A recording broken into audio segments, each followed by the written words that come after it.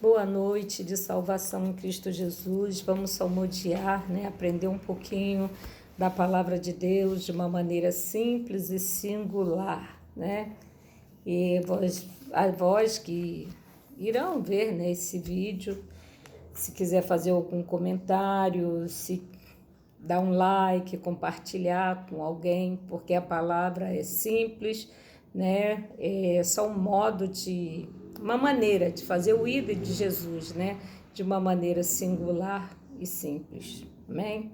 Porque o nosso Jesus, ele é simples. Salmo 73, que tem salmo escrito pela Asaf, que tem o título A Prosperidade dos Ímpios. Verdadeiramente bom é Deus para com Israel, para com os limpos de coração. Quanto a mim, os meus pés quase se desviaram. Pouco faltou para que escorregassem os meus passos, pois eu tinha inveja dos loucos quando via a prosperidade dos ímpios, porque não há aperto na sua morte. Mas firme está a sua força, não se acha em trabalhos como outra gente, nem são afligidos como outros homens. Pelo que a soberba os acerca como um colar, veste-se de violência como de adorno. Os olhos deles estão inchados de gordura, eles têm mais do que o coração poderia desejar. São corrompidos e tratam maliciosamente de opressão, falam arrogantemente. Põem as suas bocas contra os céus e suas línguas andam pela terra. Por isso o povo dele volta aqui, e as águas, copo cheio, lhe espremem. E eles dizem, como o sabe Deus, onde há conhecimento do Altíssimo? Eis que antes são ímpios e prosperam no mundo, aumentam as suas riquezas. Na verdade, que em vão tenho purificado meu coração e lavado as minhas mãos na inocência, pois todo dia tenho sido afligido e castigado cada manhã. Se eu dissesse, falarei assim, eis que ofenderia a geração dos teus filhos. Quando pensava em entender isto, foi para mim muito doloroso, até que entrei no santuário de Deus e então entendi eu o fim deles. Certamente tu puseste em lugares escondidos, tu lanças em destruição, como cai na desolação, quase num momento ficam totalmente consumidos de terrores, como um sonho quando se acorda, assim o Senhor, quando acordares, desprezará a aparência dele. Assim meu coração se azedou, sinto picada nos meus rins. Assim me embruteci e nada sabia. Fiquei como um animal perante ti. Todavia estou de contínuo contigo. Tu me sustentaste pela minha mão direita. Guiar-me-ás com o teu conselho, depois me receberás na glória. Quem tenho eu no céu, senão a ti? E na terra não há quem eu deseje além de ti. A minha carne e o meu coração desfalecem, mas Deus é a fortaleza do meu coração e a minha porção para sempre. Pois és os que se alongam de ti, perecerão. Tu tens destruído todos aqueles que se desviam de ti. Mas para mim, bom é aproximar-me de Deus. Pus a minha confiança no Senhor Deus para anunciar todas as tuas obras. Amém? A nossa meditação aqui, muitas vezes nós passamos por situações que nós vemos os ímpios prosperar, ser bem-sucedido, E eles não querem saber de Deus, muitas vezes têm conhecimento da palavra, mas rejeitam o conhecimento, rejeitam a palavra de Deus, mas eles prosperam. E isso muitas vezes traz uma aflição em nosso coração, até a gente entender, que a prosperidade do ímpio não é uma coisa momentânea, é uma coisa que vai passar, não é uma coisa segura. Ao mesmo tempo que ele pode estar lá em cima, ele pode estar embaixo, É como se fosse uma roda gigante, porque ele não está seguro na videira verdadeira, ele não está enxertado Portanto, os frutos dele não são frutos de glória, né? E muito breve podem cair, apodrecer, dar uma bicheira, alguma coisa sobre os seus frutos, né? Então, aquilo que ele via que era tão grande, que achava que era farto, né? É farto de nada.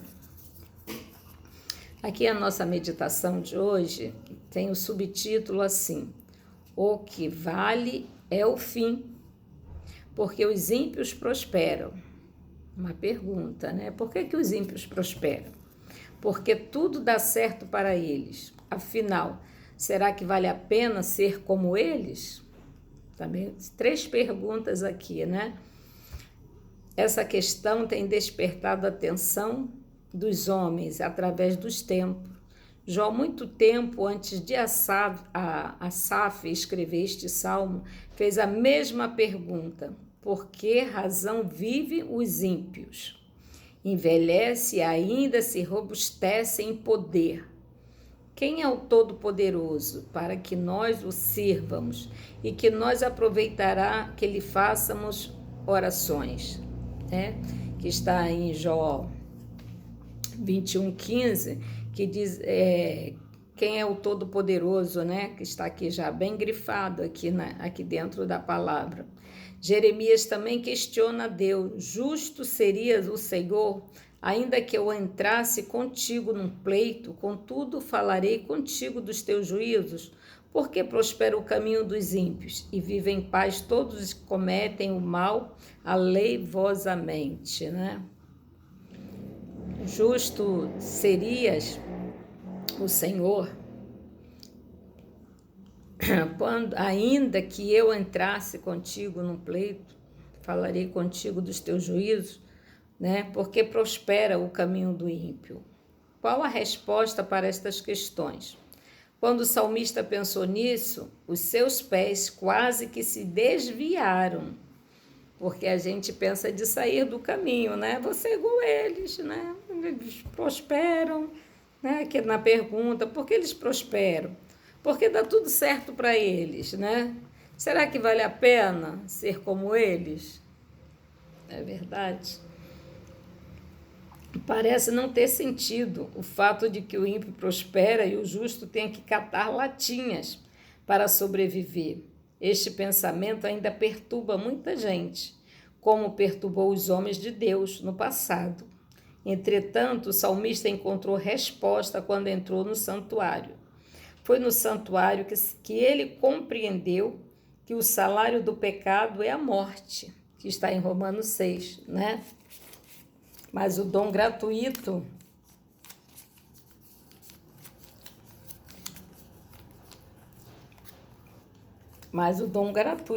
de Deus é a vida eterna, por Cristo Jesus, nosso Senhor, né? Ali ele compreendeu a transitoriedade da prosperidade do ímpio. Ele viu que no balanço final o justo sai ganhando, enquanto que o ímpio sai perdendo tudo, até mesmo a vida eterna. Vale a pena servir a Deus? Deixe que Ele mesmo responda, né, para você. E eles serão meus, diz o Senhor dos Exércitos. Naquele dia que farei, serão para mim particular tesouros. Poupá-lo-eis, como um homem poupa seu filho que o serve. Então vereis uma vez a diferença entre o justo e o ímpio, entre o que serve a Deus e o que não serve. Amém? Louvado seja o nome do Senhor, né? Aqui no versículo 14, né, ele fala assim, né? Ele está expressando de uma maneira poética, né? Os seus sentimentos em relação aos problemas pelos quais estava passando. Ele se considerava injustiçado, porque quando era afligido na vida, mesmo sendo fiel a Deus, o ímpio prosperava a olhos vistos. Ele confessa que chegou mesmo quase a escorregar na fé. É o que quase nós pensamos e questionamos e perguntamos ao Senhor, né? Muitas vezes, quando a gente está em situações difíceis, né? Situações de confronto, de desemprego, a nossa despensa vazia, às vezes não temos nem o dinheiro da passagem para sair, para procurar um emprego, porque eu já passei por essa situação de conseguir o dinheiro emprestado para ver um emprego, sair de manhã, chegar em casa à tardinha, do mesmo jeito que saí e voltei, de mão abanando, de mão vazia, né? E outras pessoas, né, que talvez não fosse com tanta fé, com tanta garra, né, e conseguiam essa oportunidade, ou por falta de experiência também, né? Porque muitas vezes a vaga de emprego, quando pede para a indústria, tem que especificar feminino ou masculino. Porque para a mulher pegar peso, se for uma indústria pesada, embora eu me formei numa metalúrgica. Então, eu fiz testes, né? Eu trabalhei com furadeira, com máquina de retífica, né? De fresadeiras, que abria friso para fazer as engrenagens, né? Era uma máquina pesadíssima, eu só tenho 1,50 m, eu tinha que subir lá num degrauzinho lá da máquina para poder apertar a ferramenta, né? Me firmar com o pé para poder a ferramenta ficar fixa, né? E assim, eu estava feliz mesmo ali naquele trabalho, que era pesado, porque era um trabalho para homem, né? Mas eu estava ali para aprender, porque eu também precisava, né? E fiquei nessa empresa por 4 anos e prosperei ali dentro, cresci, para a graça de Deus, né? Aprendi, só que a profissão é mais pedida para homem, para trabalhar na oficina, na metalurgia, né? Dependendo das funções que você vai desenvolver, é mais para homem do que para mulher, porque era uma metalúrgica de fábrica de tratores, né? Então era tudo muito, trabalhava muita mulher lá também, né? Mas trabalhava mais em serviços mais leves, né? Em outras funções. Eu entrei para uma escolinha e tive que aprender de tudo um pouco. Amém? Mas para a glória de Deus eu venci. Ele se sentia azedo, confuso e revoltado. Entretanto, quando entrou no santuário de Deus, encontrou no Senhor a resposta para todas as suas inquietações, pelas quais estava passando. Ele permitiu que Deus segurasse a sua mão e conduzisse com segurança pelo caminho da vida. Experimentou uma mudança no seu modo de encarar os problemas. Que às vezes os problemas nos aparecem, né? Assim, no meio copo de água, né? Mas assim, nós agitamos tanto aquela água que ela se torna um problemão, que ela começa a ferver, parece que ela aumenta, né? Ela aumenta, porque a água com o ar, né? Ela tende a diminuir, mas nós agitamos tanto que parece que ele aumentou, que transbordou, entornou o caldo, assim falando popularmente, né? Entornou o caldo. E é assim como o salmista pode estar azedo, né, e confuso, assim nós também podemos estar, né, inseguro quanto aos cuidados de Deus, para encontrar alívio, força e confiança. Mas nós temos que segurar na mão de Deus e permitir que Ele nos guie. Confiar no Senhor, né? Quando a gente está em situação difícil, que alguém fala, né? Confia, tem fé. Muitas vezes é difícil, a gente até fala assim, porque você não está passando por esse problema, porque você não está passando por essa situação, por isso que você fala isso, né?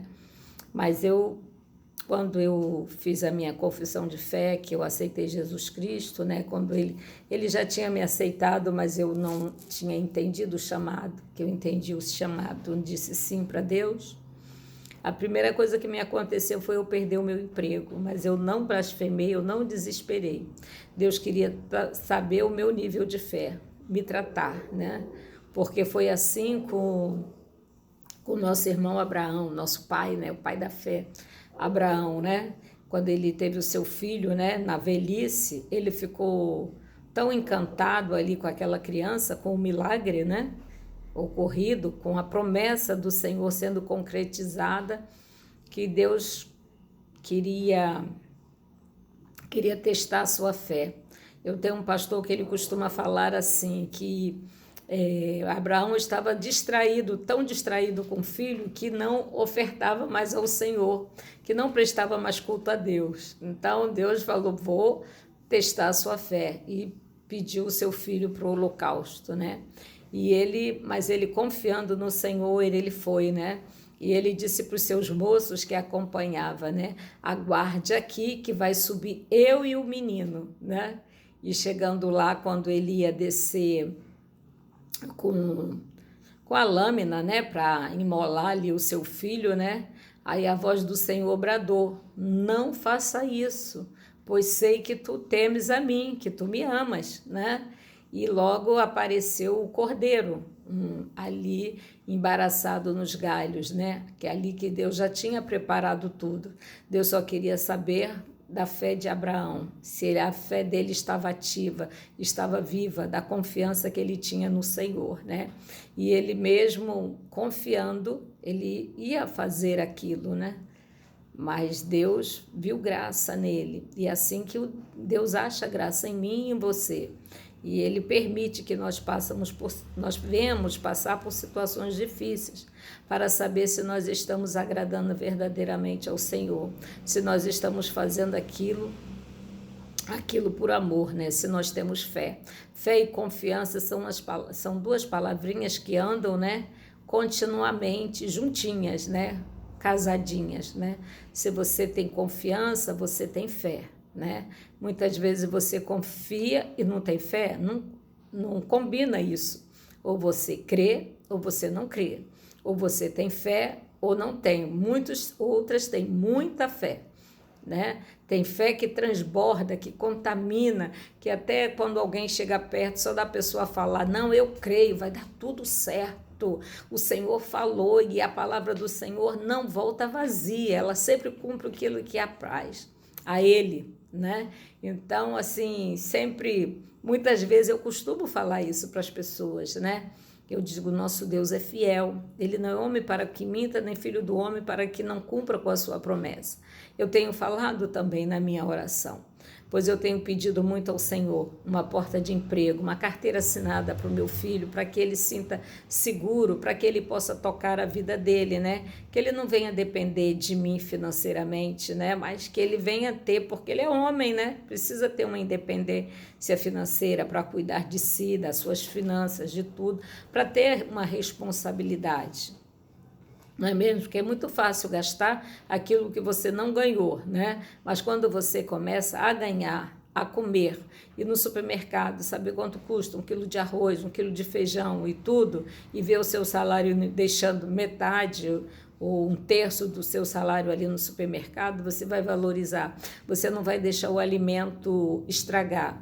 Você não vai colocar alimento demais, comida demais no seu prato que você não vai consumir, porque você sabe o valor, você sabe quanto custa. Você não vai desprezar uma roupa porque você sabe quanto custa.